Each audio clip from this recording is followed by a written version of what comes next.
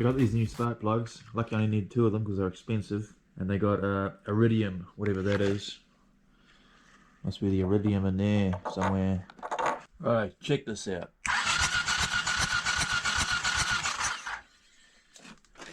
That's great. The iridium's sparking away like crazy.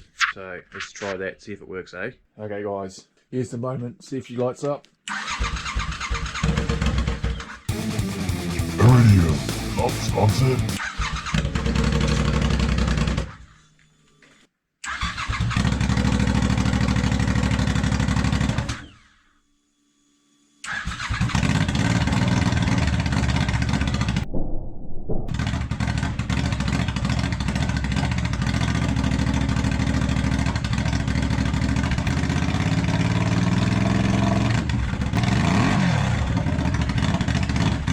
Well, she starts up just great now. Still got a miss when I rev it up, but I think that's the injectors, but as it warmed up it started revving better. So I'm pretty happy about that, but it's like late at night, so I don't want to wake all the neighbours up. It's pretty loud, especially since I've got no muffler on it.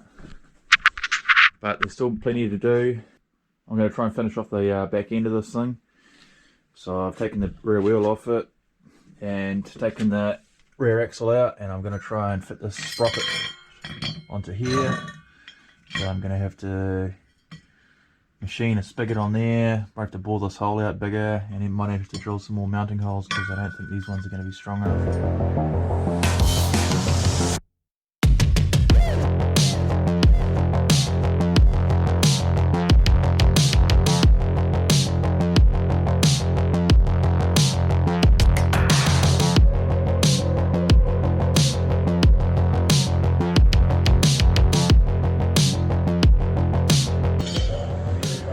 So I got Joel doing the turning here for me now because I was having some vibration issues and didn't know what was going on. So he sorted that out, and we're just marking the PCD here so we can drill some different holes.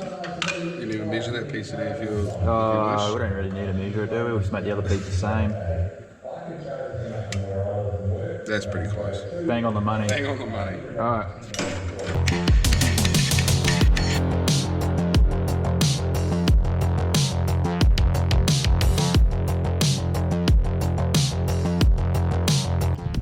So she's all painted and put back together now. Got the wheel back on. I've put all of this stuff in here, which is an absolute mission. A few wires hanging down the bottom here that I'll have to zip tie up or something. So just try and start it up and see if it works good.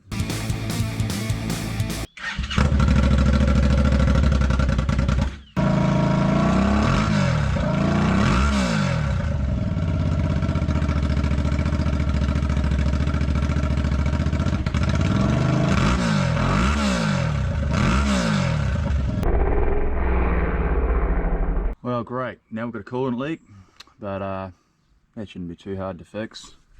I was hoping to get it driving in this video, but I don't know if that's going to happen because I've still got to order the sprockets. So I put a sprocket on here. So I've got this one here mounted, and I've got to order the chain that goes to that one. So that first chain's going to go to this one. Another thing I've got to do is make the gear lever. I'm going to make it sort of right about here so I can, you know, race shift it real quick. The standard gear lever has got one of these things on it, like that, and it's just got a linkage rod that connects into there. So I just basically need to make that longer, and I was actually thinking about just using this, moving the levers around a bit and putting a handle on here because it's already made, it's already got a good pivot, so I'll just strip this down as much as I can and I might try and make that fit.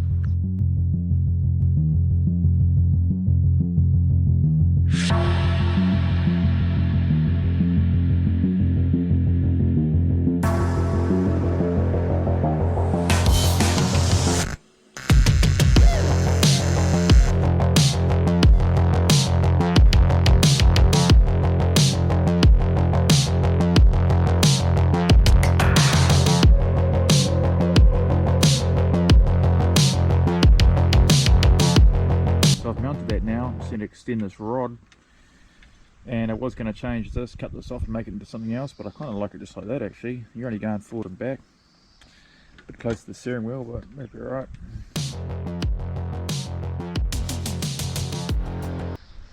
Okay guys, I've got another weird idea here. Got this brake just mounted on this pole I just welded on, and I can just use that, hook that to the back brakes, so I've got a hydraulic handbrake, so I can do some sweet drifts. Pretty cool though.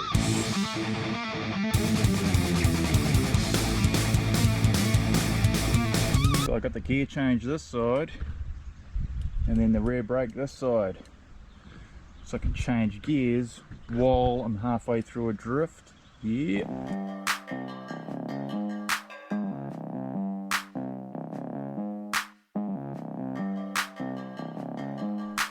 Okay, so I've just TIG welded this rod together, and fits great, but when I change down, it just bends the rod. So I've got to try and fix that now. Okay, I've sorted that out. Shifts great now. Just put a plastic tube over top and it slides through some washers, so that's shifting nice and smooth. So there I need to mount the back half of this brake. So this is a double piston rear caliper. Just cut this cardboard pattern out. If you've been watching the other videos, you would have seen that I put the back brake on this jack shaft, so it gets a bit of a mechanical advantage on the rear axle, you know what I mean. And that is going to mount like that.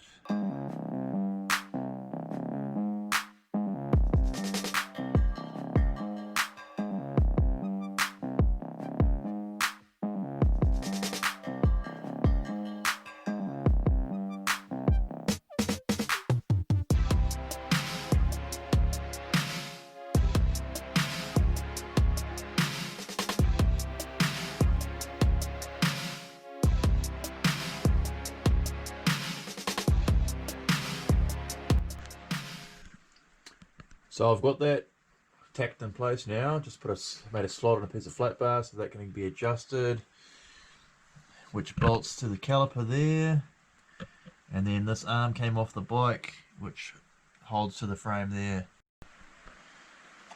And my sprocket turned up. Yeah, let's open this up and see how she's going to fit. This is a 19 tooth. It's to suit the 530 chain, which is a normal road bike chain. I just checked that actually, like it fits. So if this goes on here, I've also got to bore this hole out to that diameter and figure out a way of attaching it. So I'll have to do that in the lathe. Hopefully this is not so hard that I can't bore it out, but I'll have to figure it out now. I'm committed.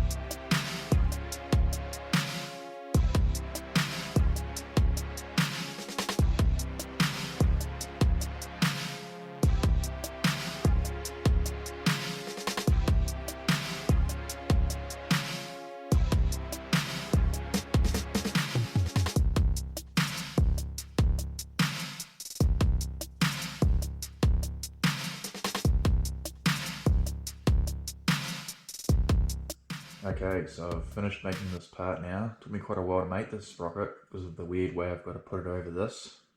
But I just TIG welded the sprocket to here. It took a long time to bore the sprocket out because it was so hard. I could only take off 1/2 mil at a time. I had to run it quite slow, so it could take ages to bore out. And it's going to be quite a press fit on there. So I'll push that on. I'm going to drill holes through this way, 2 through this way to mount it to the rest of this hub.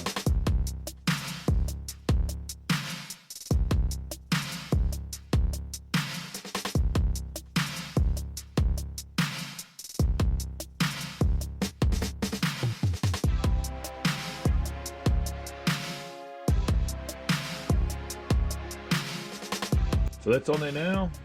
This is how the bolts go. Plenty enough room for this axle to go through there without touching the bolts. So yeah, just offset them a little bit, so hopefully it doesn't shear this piece of aluminium in half with all the horsepowers on it. So time will tell whether this just snaps in half or if it works. But that might be it for this video, guys. Thanks for watching, and see you all next time.